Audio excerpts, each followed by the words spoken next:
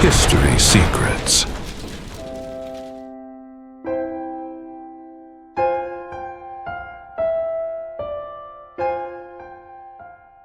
Peut-être vous demandez-vous qui étaient les Esséniens et pourquoi, au fil de l'histoire, ils ont été associés à la préservation de textes anciens et à une possible communauté secrète. Pendant des siècles, presque rien n'était connu sur ce groupe. Ils n'apparaissent pas directement dans les évangiles. Ils n'ont pas laissé de traces explicites largement diffusées et sont restés enveloppés dans un silence historique. Mais cela a commencé à changer de manière décisive au XXe siècle, avec une découverte qui a complètement transformé la compréhension du judaïsme ancien et du contexte même dans lequel le christianisme est apparu. Pour comprendre cela, nous devons revenir à la région du désert de Judée, près de la mer Morte, un environnement aride, isolé et apparemment inhospitalier. C'est dans ce cadre qu'en 1947 furent découverts les manuscrits de la mer Morte, une collection de textes anciens conservés pendant près de 2000 ans. Cette découverte a soulevé une question immédiate. Qui a produit et conservé ces manuscrits? La réponse la plus acceptée pointe vers les Esséniens, un groupe juif qui aurait vécu en communauté séparée de la société dominante, suivant des règles strictes de conduite, de pureté et de discipline spirituelle. Mais il existe un détail peu connu. Bien avant cette découverte, des historiens anciens avaient déjà mentionné ce groupe. Flavius Joseph, par exemple, décrit les Esséniens comme une communauté dédiée à la vie collective, à la simplicité et à l'observance rigoureuse de la loi. Pline l'Ancien fait également référence à un groupe vivant isolé près de la mer Morte. Ces descriptions indiquent que les Esséniens n'étaient pas seulement un groupe marginal. Ils faisaient partie d'une diversité plus large au sein du judaïsme du Second Temple, aux côtés des pharisiens et des sadducéens. Mais ce qui distingue réellement les Esséniens, c'est la manière dont ils organisaient leur vie. Ils vivaient en communauté structurée, partageaient leurs biens, suivaient des règles strictes et maintenaient une discipline spirituelle constante. Pour comprendre cela, nous devons observer un élément central de leur identité, l'idée de séparation.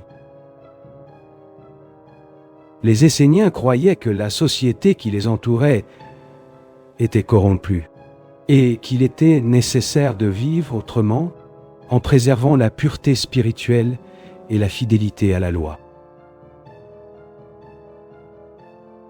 Il y a un point encore plus intrigant, leur relation au texte. Les manuscrits de la mer Morte ne sont pas seulement des copies de la Bible hébraïque. Ils incluent des commentaires, des règles communautaires et des textes apocalyptiques.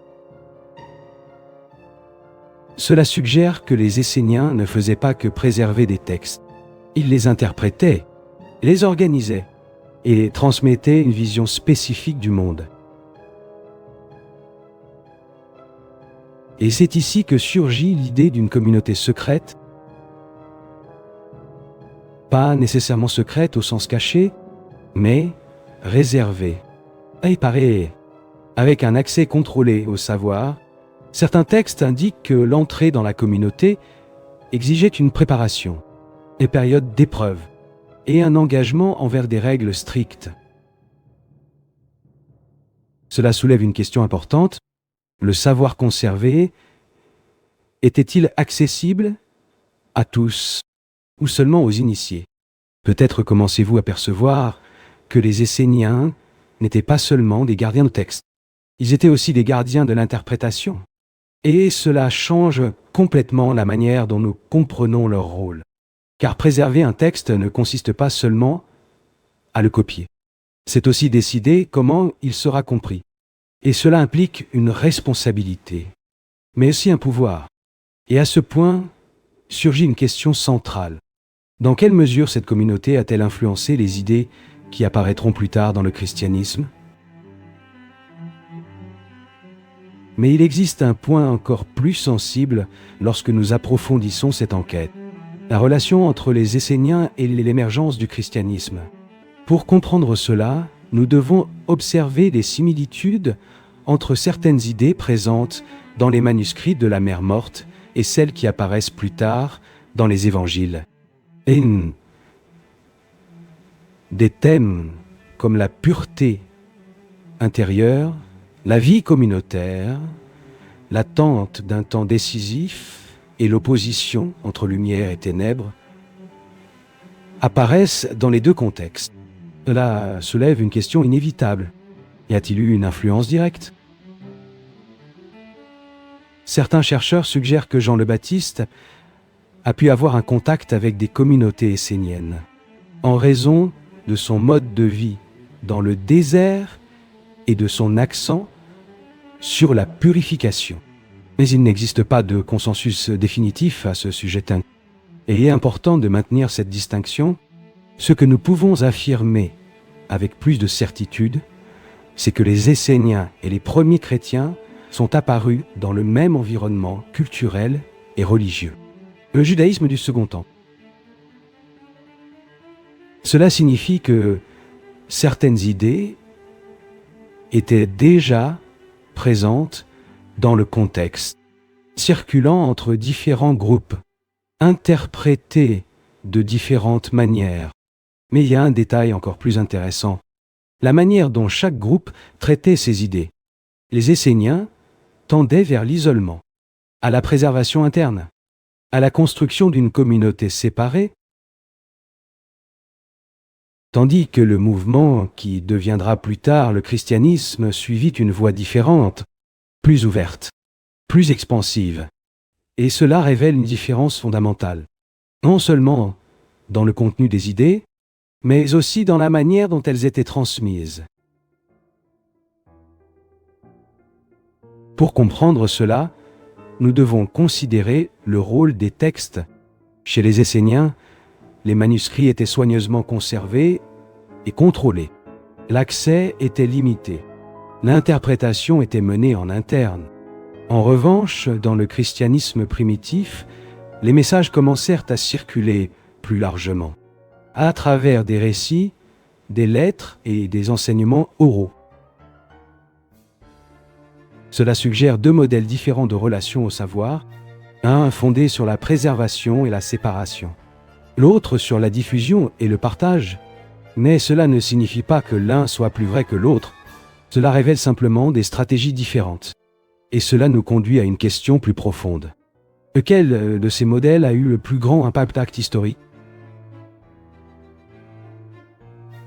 La réponse semble évidente lorsque l'on observe l'expansion du christianisme au fil des siècles.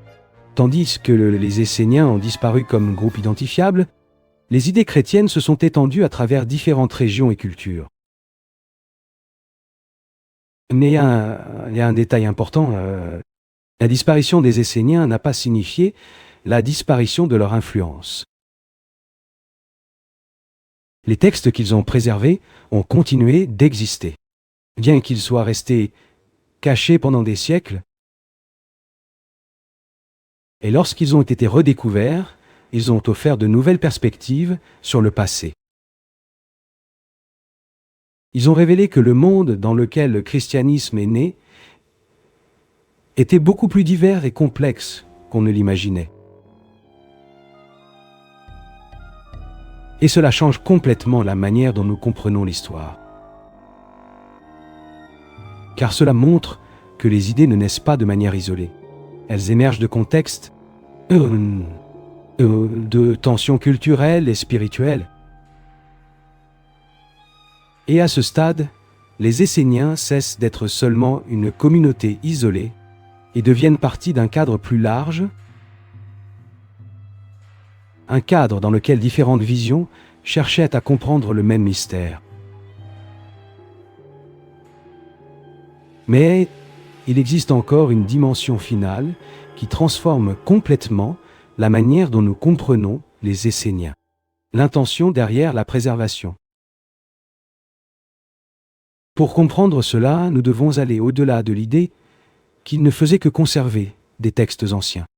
La question centrale n'est pas seulement ce qui a été préservé, mais pourquoi les manuscrits de la mer morte n'ont pas été trouvés dans des bibliothèques ouvertes. Ils ont été cachés dans des grottes, soigneusement conservés, protégés du temps et, possiblement, des conflits. Cela suggère une action délibérée, une décision consciente de préserver quelque chose considéré comme essentiel. Mais qu'est-ce qui était si important au point d'être caché? Certains textes indiquent que la communauté attendait des périodes de crise, et persécutions, et changements historiques profonds. Dans ce contexte, cacher les manuscrits n'était pas seulement une protection physique, une manière d'assurer une continuité. Comme si ces écrits étaient destinés à un temps futur, un temps où ils pourraient être compris à nouveau. Et cela soulève une question intrigante. Les Esséniens se contentaient-ils de préserver le passé ou anticipaient-ils l'avenir? Peut-être commencez-vous à percevoir que l'idée de yoga, communauté secrète EIE, doit être comprise avec plus de précision. Il n'était pas secret au sens de cacher la vérité par pouvoir, mais réservé par conviction. Il croyait que le savoir exigeait une préparation, une discipline, une transformation intérieure. Et cela change complètement l'interprétation de ce que signifie conserver des textes. Ce n'est pas seulement stocker de l'information, c'est protéger une compréhension. Mais il existe un point encore plus profond, l'acte même d'écrire. En copiant, interprétant et organisant ces manuscrits, les Esséniens façonnaient une vision du monde, définissant comment la réalité devait être comprise. Et cela implique quelque chose d'important. Tout processus de préservation implique aussi une sélection. Et toute sélection implique un choix. Et tout choix implique une vision. À ce stade, les Esséniens cessent d'être seulement des gardiens du passé et deviennent des participants actifs dans la construction de la tradition. Mais il reste encore une dernière question. Pourquoi ces textes sont-ils restés cachés si longtemps? Peut-être parce que le moment de leur redécouverte fait lui aussi partie de l'histoire. Lorsque les manuscrits de la mer morte ont été révélés, ils n'ont pas seulement dévoilé un groupe ancien, ils ont élargi la compréhension de toute une période historique. Ils ont montré que le monde religieux de cette époque était diversifié, dynamique et profondément interprétatif. Et cela nous conduit à la réflexion finale. Les Esséniens n'étaient pas seulement une communauté isolée dans le désert. Ils faisaient partie d'un mouvement plus vaste de recherche de sens, d'ordre et de vérité. Et en préservant leurs textes, ils ont également préservé une fenêtre pour comprendre la complexité de l'expérience spirituelle humaine. De nombreuses civilisations ont prospéré avant la nôtre. Certaines ont dominé de vastes territoires. D'autres ont disparu presque sans laisser de traces. Ce qu'il reste, ce sont des indices dispersés dans le temps. Mots silencieux, manuscrits fragmentés, histoires transmises à travers les générations.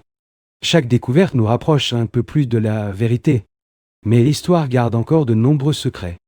Vous regardez Historé Secret, car certains secrets de l'histoire attendent encore d'être révélés